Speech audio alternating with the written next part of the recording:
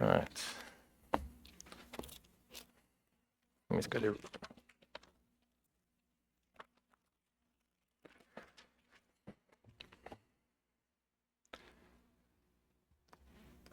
Well, this might get me into trouble, but let's do an evaluation on STMs, or short-term mission trips. Short-term mission trips. STMs, or these short-term mission trips, have become a recent phenomena in the last few decades. They weren't really a thing until a couple decades ago. The STM, short-term mission movements, began in the 1960s and grew dramatically throughout the 1980s and 1990s. And today, it is believed that there are at least 2 million participants annually of short-term mission trips just coming out of this country alone. 2 million, that's a lot. So what is a short-term mission trip? It is essentially a trip by a group of people of a more affluent country embarking on usually a 1 to 3 week trip to a less affluent country to do something Christian. That's a very generic statement of what a short-term mission trip is. Its definition is very vague because the only thing in common with all short-term mission trips is that they're short and that they're doing some form of Christianish activity. Now, most Americans have only been on the sending side of a short-term mission trip, either by supporting a team or a person or being one themselves. And from the sending side, it usually always sounds great because you're only receiving the news that they want you to hear. The concept always looks like it pleases God. The idea always looks like a faithful use of money.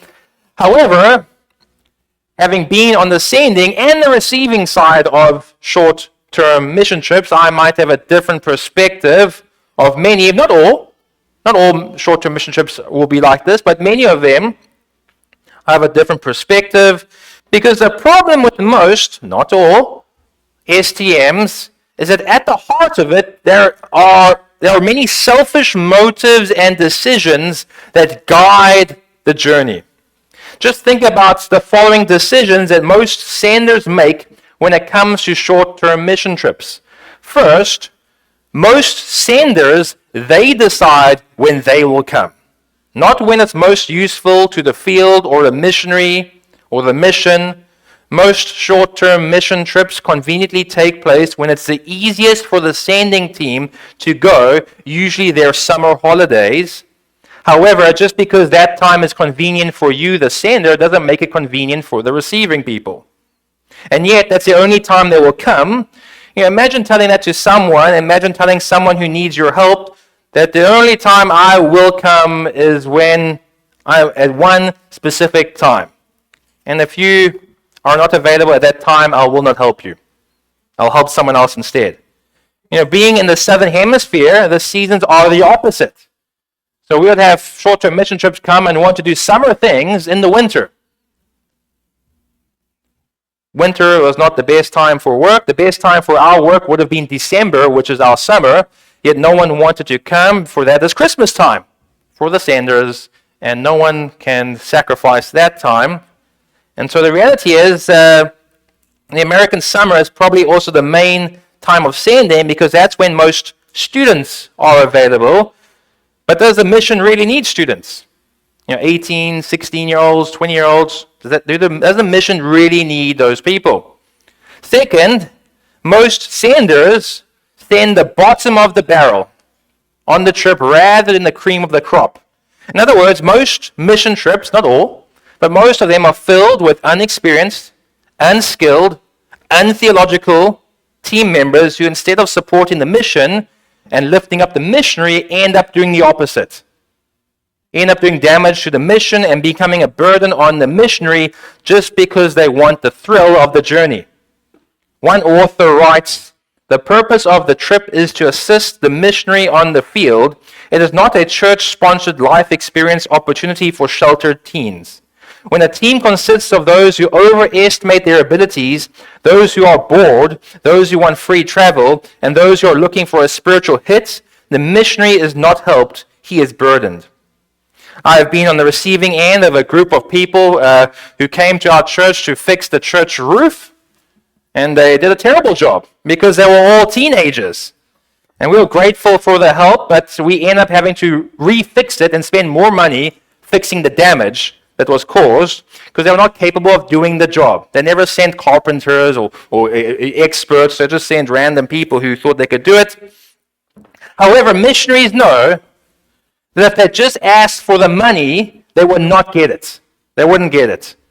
If the missionary needed $5,000 to do the job, which will be used to hire local laborer, to maybe have some relationships with the local laborer, pay the local laborer generously, provide opportunity for the locals and the missionary to work together, and for them to be influenced by him with no time limits. If he asked for the money to do that, he would usually get a big fat no. However, if he requests an STM, which will end up costing 10 times the amount, and be full of unskilled labor, where the money will not go to the community, which will not provide the missionary an opportunity to engage with them, and with a very strict time limit, then he will get it. And so the missionaries know they have to play the game. They have to play the game, and they know this, and so they're often forced to work the system just simply to get some work done. The majority of people who came to us on these STMs were as teenagers with all their hormones and all their issues that come with that. They don't leave it behind, but they bring it with them to a new culture with jet lag. And they get sick, and you have a recipe for disaster. You have STM groups being destroyed from within because one guy came on the trip because he liked this other girl, but that girl liked this guy on the trip. And this is what happens. That's what happens. And you have an American high school drama being played out on the mission field. Edward Judson, the son of the famous missionary Adoniram Judson, when reflecting on the responsibility of the church in his home nation, speaking about missionaries and missions, not necessarily STMs, but he still said this. He said, it is a mistake to suppose that a dull and second-rate man is good enough for the heathen. The worst off need the very best we have. God gave his best, even his only begotten Son, in order to redeem a lost world. The most darkened and degraded souls need the best thinking. Christianity will advance over the earth with long, swift strides when the churches are ready to send their best men, and the best men are ready to go. Then the third thing to ponder about these things is that many who go on these STMs go for the wrong motives. Wrong motives. Often the driving motive behind someone signing up, not all, but often the driving motive behind someone signing up is a free trip to a foreign country. Or maybe they're bored. Or because a girl or boy they like is going on the trip. Or because they're looking for some type of significance. Rather than going because by doing so I can ascribe glory to God. I can bring the gift God has given me, the resources God has given me to benefit these people for the glory of God and for their benefit. The reality that people don't want to address is that probably for many of those going on these trips, it's really just one way to see the world with other people's money. When God is not the goal of the trip, it inevitably becomes man-centered. And while man might be the recipients of the trip, if God is not at the center, you won't please God, but you might please man. But what's the point of that? And are there good ways of doing short-term mission trips? Of course there are. I've even written a theological arguments about the validity, how they can be good. So I'm not against them. I'm just against the lazy nature that most churches have adopted when it comes to these trips. We must do them in the right manner. For SCMs to become useful to the kingdom of God, many of them need to adapt, they need to change. Instead of thinking when it's convenient for us, instead think when it's convenient for them. When is the best time for the missionary or for the mission purpose? Instead of sending the bottom of the barrel, send the best. If the mission is teaching, send the best teachers. Send the older qualified people to go. If the mission is building, send the best engineers of your church. Whatever the mission, send the best, the most faithful, and the most useful. And then instead of going on the trip with the wrong motive, check your heart and see if you being on this trip will glorify God more than you not being on this trip. Because if you don't do this, if modern STMs don't change their ways, then they will only produce short-term results. You might have a good PowerPoint presentation coming back. You go 3 to 4 pictures of orphans and you hugging them. You might have gotten a new stamp in your passport, but those results will fade if they're based on man-centered mission theology. But on the other hand, if churches adapted their approach to these STMs to be more God-minded and more biblically attuned, what you will find is that there'll be more long-term results. For true biblical acts often produce true biblical results. They produce long-term results. They even produce unforeseen results, unforeseen outcomes. When God is put on display in our words and actions, God is pleased, and man actually receives true biblical benefits of God's pleasing. When we sow God's way, we reap God's way. When we sow man's way, we reap man's way. And you might be saying to me, but being faithful doesn't always produce the right results. And you would be half true. You'll be half true. So yes, faithfulness in this life doesn't always equal good outcomes in this life. Sometimes it produces the opposite. But faithfulness in this life always produces the results in the next life when God rewards you for your faithfulness. But our text today will not only cause us to be spurred on to do acts of kindness because of the reward we will get in heaven one day, but what we shall also see is how God uses our acts of faithfulness to do his work today and produce true, biblical, long-lasting results. And what we shall see today is Boaz in the book of Ruth, as we've been studying the book of Ruth.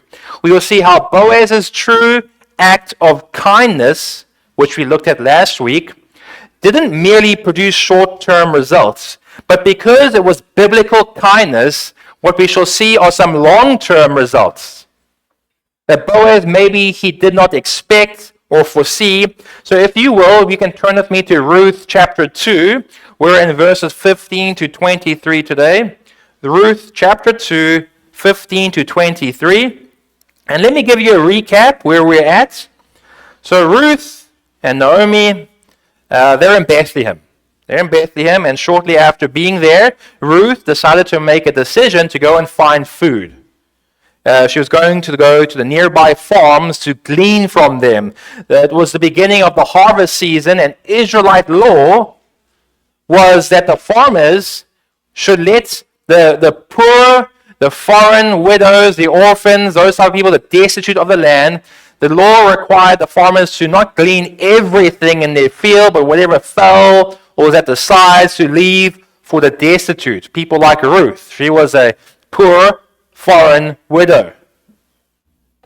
However, as you know, the book of Ruth was during the time of the judges, so few people were following what God required.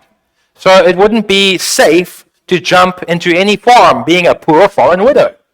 So Ruth had to go to a farm, but she would only glean when she got permission from the owner first. She would go to a farm in which she would find favor. And so God, as you know, brought her to a farm where it was owned by a man named Boaz. He was related to Naomi's ex-husband, Elimelech. Ruth then found favor with Boaz. Boaz was a righteous man, a light in a dark place. He was obedient to the Israelite law, and so he provided for Ruth. However, Boaz, if you remember last week, he went even further than what was required, and he provided protection, drink, food for Ruth to eat now and to bring back home to Naomi and her to eat later. So Boaz, as we saw last week, it displayed extreme kindness to Ruth. And what we learned last week was that true biblical kindness, we learned about that. We learned that true biblical kindness comes from God. He's the source of it. He's the origin of it, but he uses means to bring his kindness to people, and often the main means he uses are his people displaying acts of kindness to others. Man is not naturally kind, but God is perfectly kind. And so God uses us as means to display his kindness, and what that means is when you display kindness to someone, you're actually reflecting the character of God to them. People are getting a glimpse of God's nature when you act kind to them. And because we display God to people, rather than simply being kind for kind's sake, God does something in the hearts of his people. And in Ruth's case, she felt comforted by Boaz's act of kindness. Ruth had sought protection from the God of Israel. She turned away from the gods of Moab and turned to the gods of Israel. She sought protection from Yahweh, and Boaz became one of God's means of providing what she sought. And so last week we looked at that result of true biblical kindness. And today we shall look at more results of Boaz's act of kindness to Ruth. However, these results were not immediate nor visible to at least Boaz. And what we shall learn today is that God does act behind the scenes when we are kind. We're going to look at God's providential working out behind the scenes. When you display kindness to people, sometimes you have no idea what God will do with that. And so I'm going to read verses 15 to 23 from Ruth chapter 2. I'll be reading from the New American Standard Bible. So from verse 15, when she, Ruth, rose to glean, Boaz commanded his servants, saying, "Let her glean even among the sheaves, and do not insult her. Also, you shall purposely pull out for her some grain from the bundles and leave it that she may glean, and do not rebuke her." So she gleaned in the field until evening. Then she beat out what she had gleaned, and it was about an ephah of barley. She took it up and went into the city, and her mother-in-law saw what she had gleaned. She also took it out and gave Naomi what she had left after she was satisfied. Her mother-in-law then said to her, "Where did you glean today? And where did you work? May he who took notice of you be blessed." So she told her mother-in-law with whom she had worked and said, "The name of the man with whom I work today is Boaz." Naomi said to her daughter-in-law, "May he be blessed of the Lord, who has not withdrawn his kindness to the living and to the dead." Again, Naomi said to her, "The man is our relative. He is one of our closest relatives." Then Ruth the Moabitess said, "Furthermore, he said to me, 'You should stay close to my servants until they have finished all my harvest.'" Naomi said to Ruth, her daughter-in-law, "It is good, my daughter, that you go out with his maids, so that others do not fall upon you in another field." So she stayed close by the maids of Boaz in order to glean until the end of the barley harvest and the wheat harvest, and she lived with her mother-in-law. And from this text, we're going to see just two after effects or aftershocks of Boaz's kindness. Two results, two outcomes of Boaz's act of kindness, which will spur us on to be better channels of God's kindness to those around us. And the first after effect is that Boaz kept his word. He kept his word. And the second one will be Naomi received kindness. So these are the two outcomes, two results after Boaz's act of kindness. Boaz kept his word, and then Naomi, she even received kindness. So let's look at these two results, two after effects. First, Boaz kept his word. Boaz kept his word. You know, we all know this. We live in a world where that is not true to fulfilling, where people are not true to fulfilling what they say. We vote for politicians who promise one thing and then give you something else. We give banks our money who then promise to protect it, but many banks invest that money unwisely, and what they promise, protection, doesn't materialize. And we pay insurance companies to alleviate our concerns, to promise to give us a peace of mind if something bad was to happen. And when something bad does happen, you never knew that one little line that says that this doesn't apply to you. We send our kids to schools. We promise that they'll take care of your child physically, mentally, emotionally. But before you know it, your child is hurt, struggling mentally, suffering emotionally. What they promised never materialized. People marry spouses and with extravagant wedding vows, to death do us part, promising they will not seek another man or woman, and yet divorce rates continue to increase. We get offered new jobs and we promise to work hard and support the company, yet over time our enthusiasm dwindles and our promises don't seem realistic anymore. Keeping one's word, being a person of integrity, is rare today. But what does the Bible say? Well, the Bible teaches us two truths concerning this issue. First, the Bible teaches that one should not make a vow that you can't fulfill or is foolish to keep. Then second, at the same time, we should be ready and willing to fulfill our word. Don't make vows you can't keep or are sinful or foolish, but what you do say, you do your best to keep it.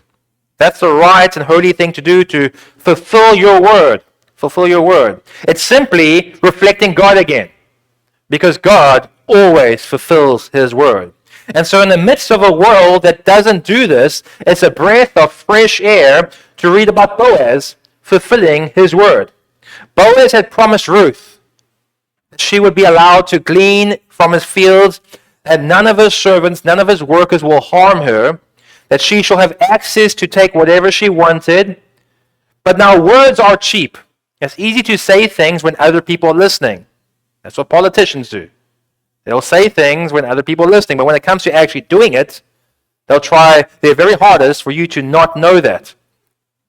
So is Boaz an empty promiser, or will he walk the walk? Well, it seems he did. What he promised was fulfilled. When he told Ruth that this would happen, it happened. Because it was in his power to fulfill it, it wasn't a foolish promise. And because he could do it, he made sure it was fulfilled. Look at verse 15.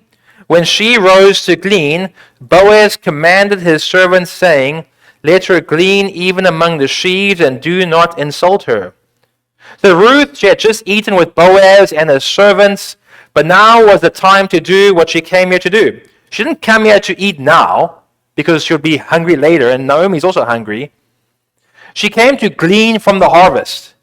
So Ruth, the text says, arose to glean. So with a full stomach, she could now gather the crops that she wanted, that she could use for her and Naomi to make food for the days to come. And after she arose, Boaz commanded his servants to allow her to glean. And he commanded his servants, don't insult her.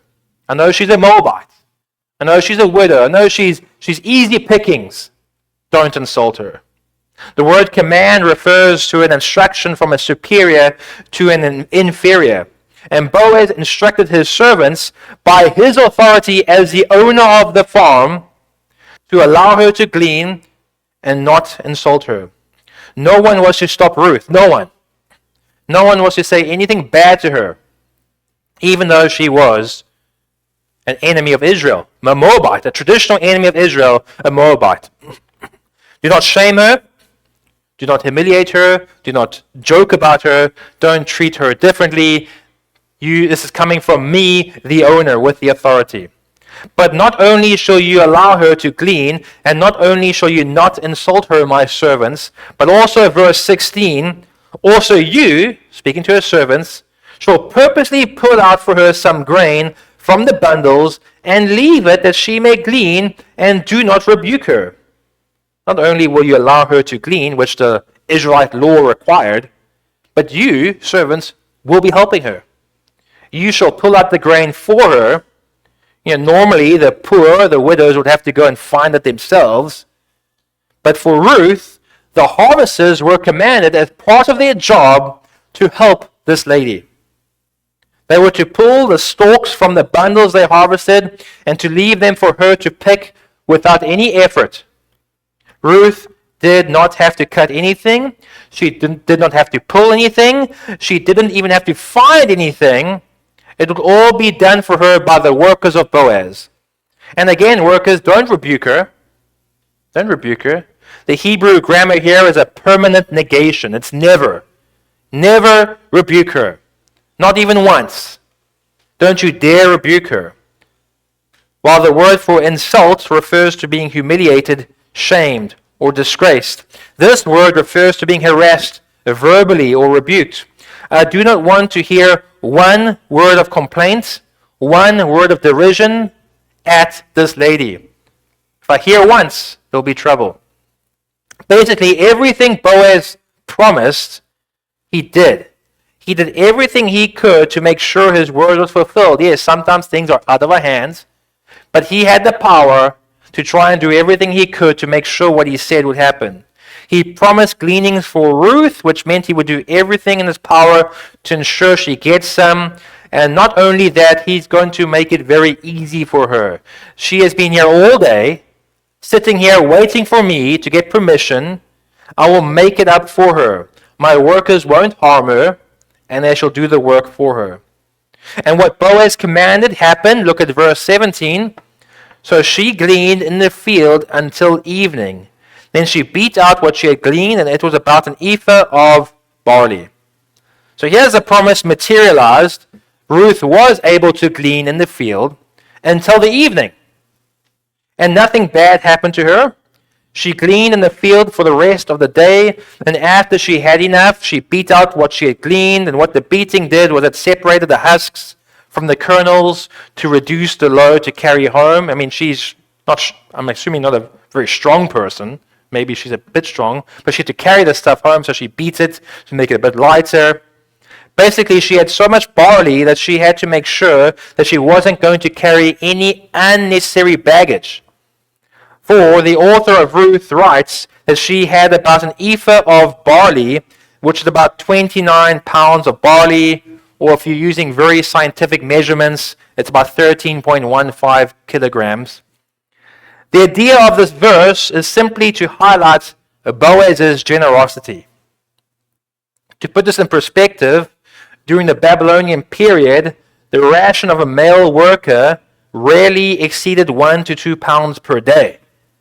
That means that Ruth gleaned the equivalent of at least half a month's wage in one day. Ruth had sought out the protection of Yahweh. She had sought out protection from the God of Israel, Yahweh, the true God. And then she received it. And God's provision for her was beyond anything she could imagine. Food will no longer be an issue for Ruth and Naomi. Ruth had found favor with Boaz, but more importantly, she had favor with God. And so the first aftershock of Boaz's kindness was simply Boaz being true to his word. He had offered kindness, but now was the time to act in the way he said he would. And that's a principle that we must all remember. Good intentions don't equate obedience. Just because you had great intentions of helping someone doesn't mean you actually obeyed Jesus. Good intentions are just that, good intentions. And without action, they're often just empty. Remember what Jesus said in Matthew 21, in verses 28 to 32. Jesus spoke about two sons and the father. And when the father asked the sons to go out and work, he got two different responses from the sons. One son said he will not work, but end up working. The other son said he will work, but ended up not working. And Jesus asked, which of the two did the will of the Father? The answer was the one who actually did the work. For actually doing the action is actually doing the will of the Father, not just the intention.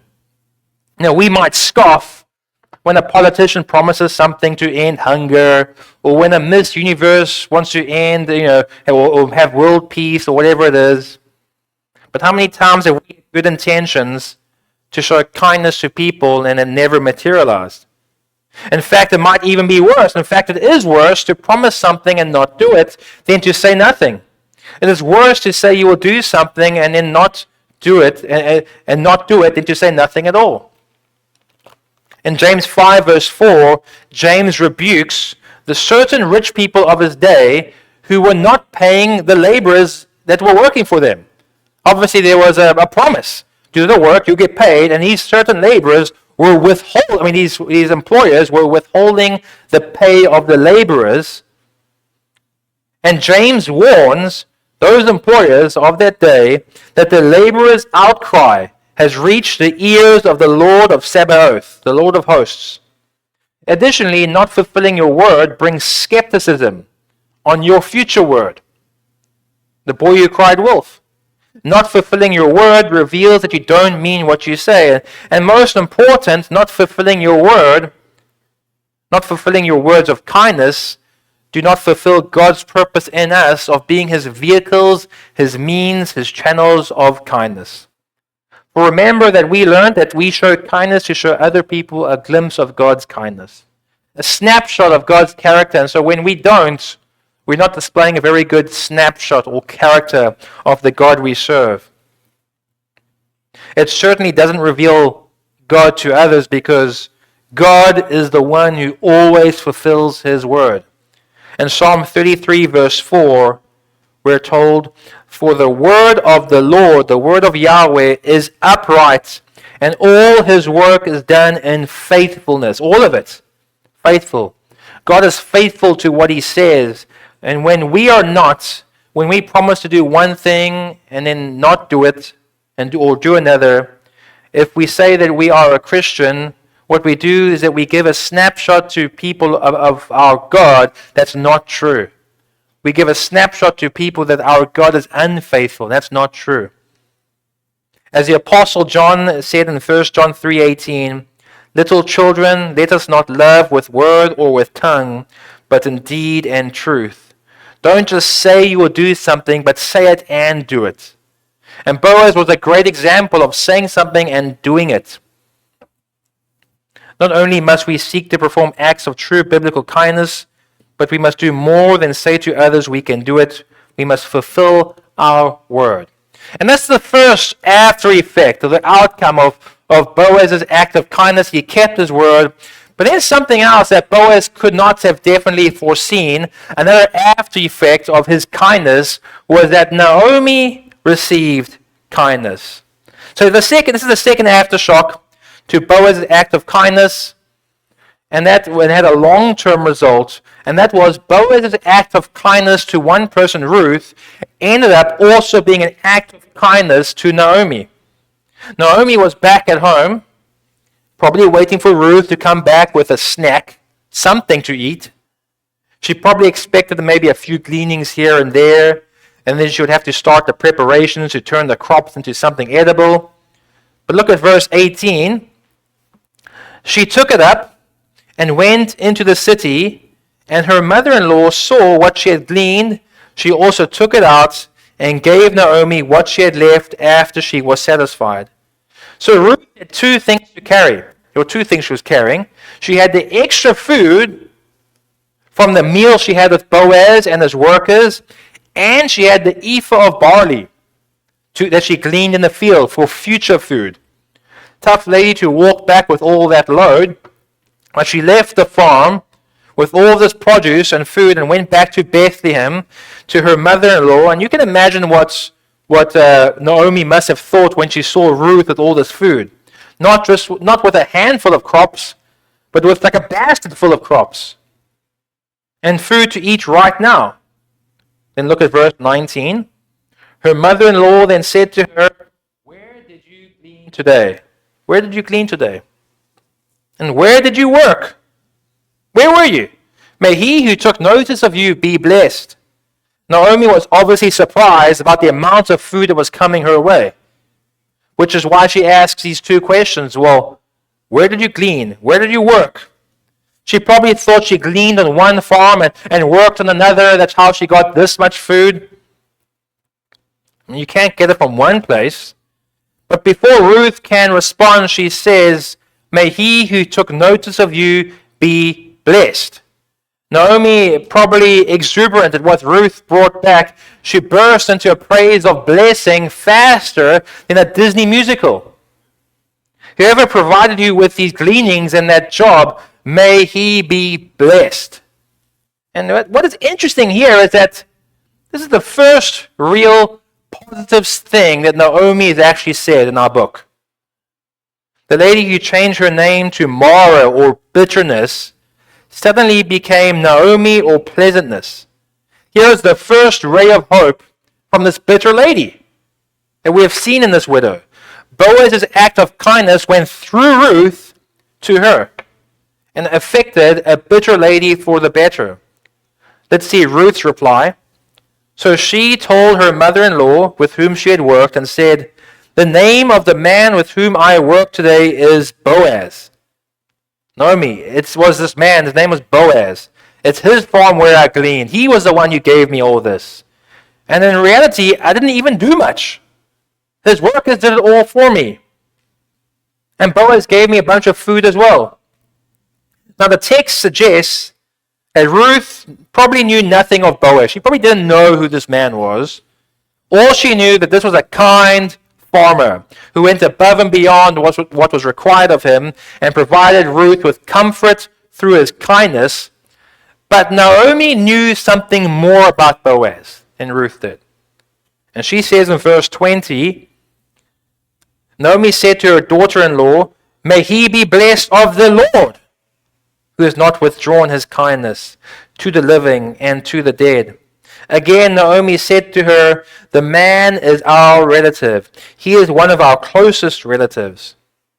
It seems as soon as Naomi heard who it was Boaz, she completely changed and went from having a glimpse of hope to having a full sunshine of hope. In verse 19, she said, "May he who took notice of you be blessed," but now there's even a bigger difference.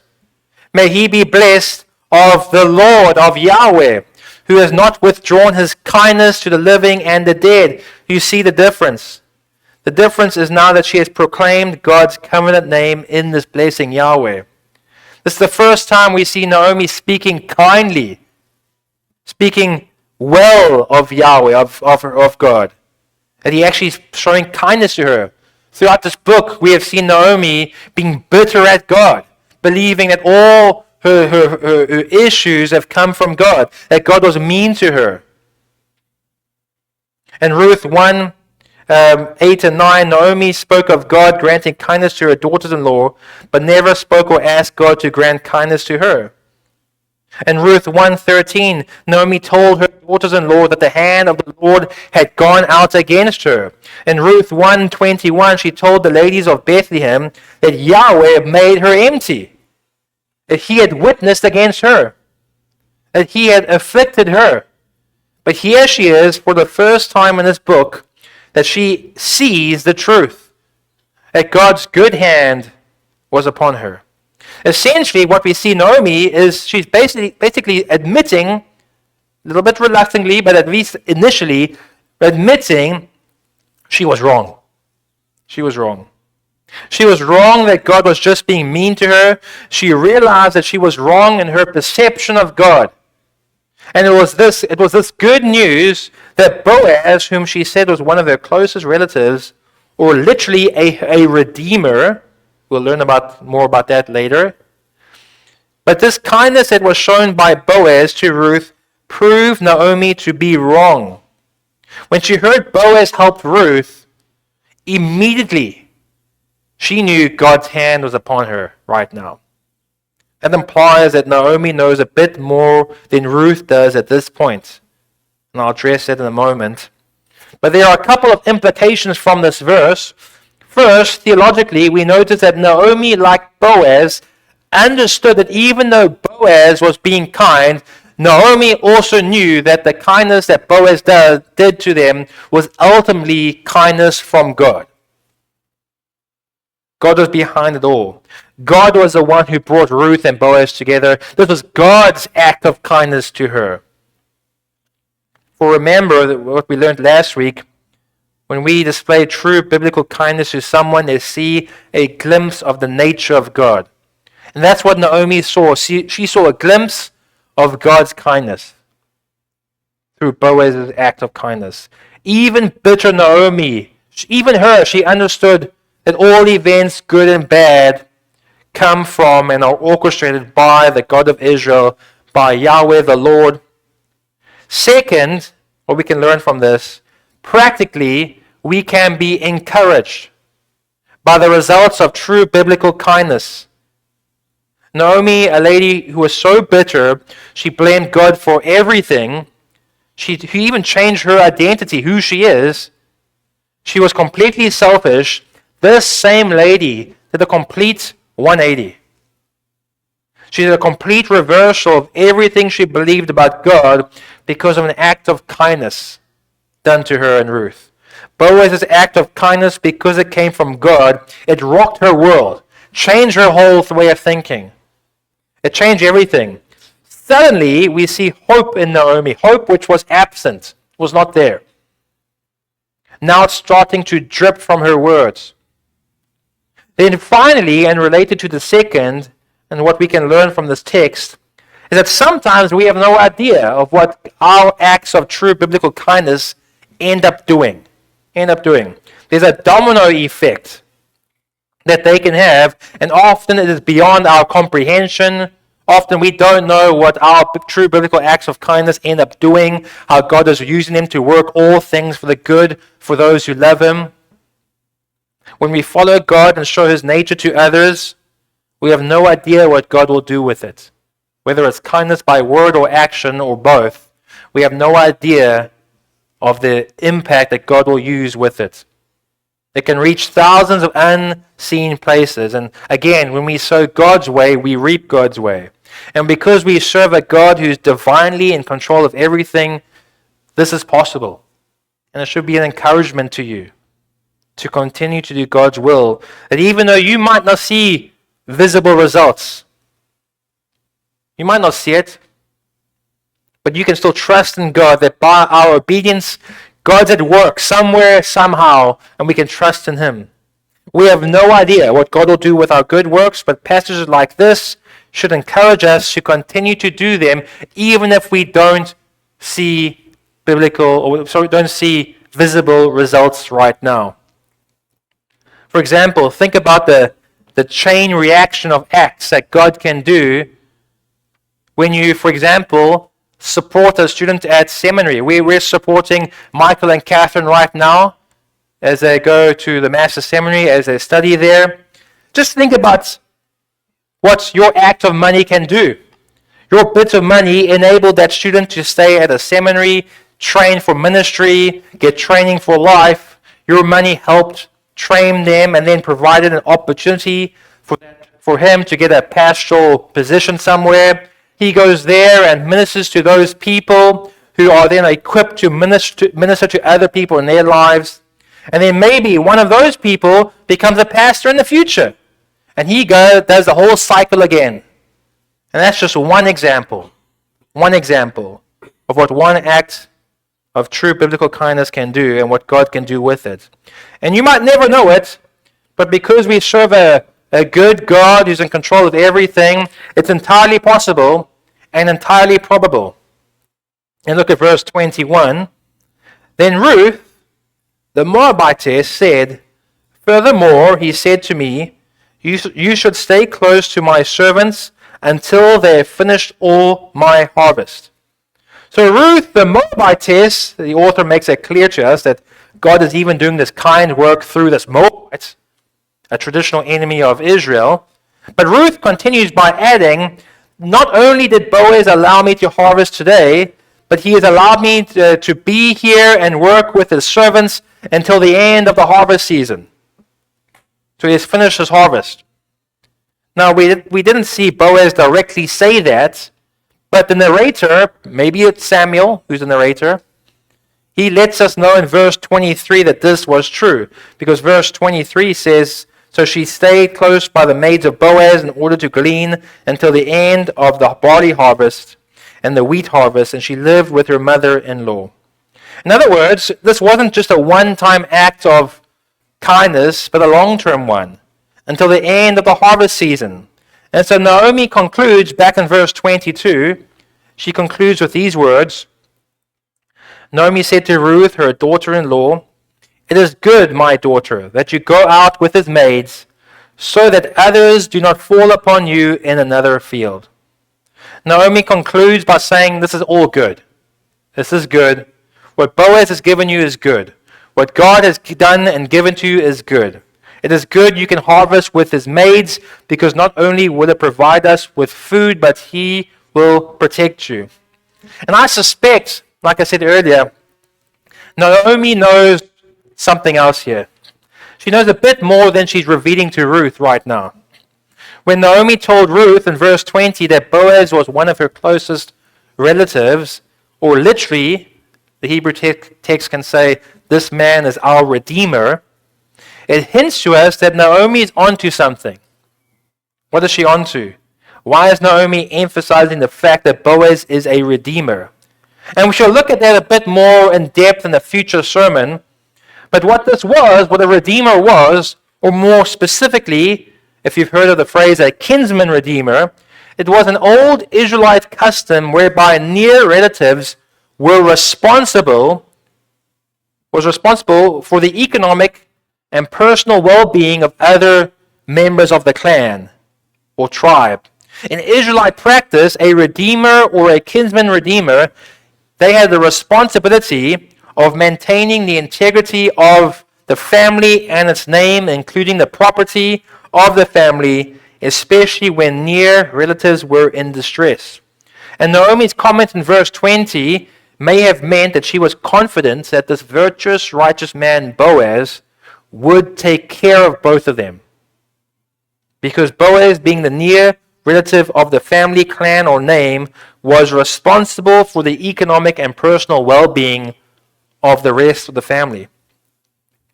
Someone who will be responsible to take care of us. That's Naomi's hope she's hearing here. This was not an accident.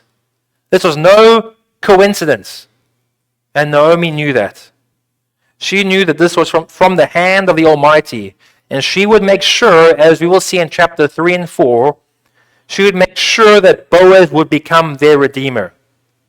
Specifically by marrying Ruth.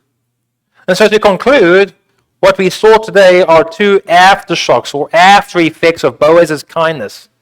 The first was Boaz followed through with his word, and the second was the long-term or unforeseen consequences or results of one act of kindness. When you do things God's way, you reap God's way. And so as we head up today and as we live our week, may we remember and be encouraged with what God may do with our kindness. The acts of our kindness, the aftershocks that come with it, and while we might not always see them, we trust in God that He's doing His work. And this is especially true when we proclaim the gospel to others. The most extreme act of kindness and you can do to someone is tell them how they can be made right with God. And sometimes when we tell the gospel to people, and in fact most of the time, at least in my experience, when you tell the gospel to people, you don't see them immediately falling on the floor and crying and all that type of stuff that maybe happens sometimes. We often don't see the results of our gospel proclamation. And to be honest, our job is not to try and make results and look for them. Our job is to be faithful, proclaim them, trust in God to do His work. And sometimes we do see the results. Either way, we know God's at work. His word does not return void. Our job is to proclaim the truth of God's word, to proclaim His gospel, the gospel that Jesus Christ, the Son of God, came to this earth to save us from our sins. You and I, sinful, born in sin, continue to sin, and our sin separates us from God. Our sin has to be punished by a just God, and God punishes sin not just here, but He punishes sin eternally in the prison He created called hell. All people deserve to be there because all of us have sinned, and yet God, in His mercy and grace, He sent His Son Jesus so that not all people go there. That certain people would be saved, would come to faith, would turn away from their sins and turn to Jesus as their Lord, as their Savior. And what that does, that gives you forgiveness of sins and the righteousness needed to enter into heaven. That's the gospel we need to proclaim to people. That's the act of kindness that you and I need to do. Tell them the truth of where they're going, the reality of their life. And also not only to preach to them and teach them, but if there are other acts of kindness that you can do them. So let us proclaim that gospel to people. Let us proclaim God's word to people. And let us live acts of kindness so that others may glorify God when they see a snapshot of our faithful God. Let's pray.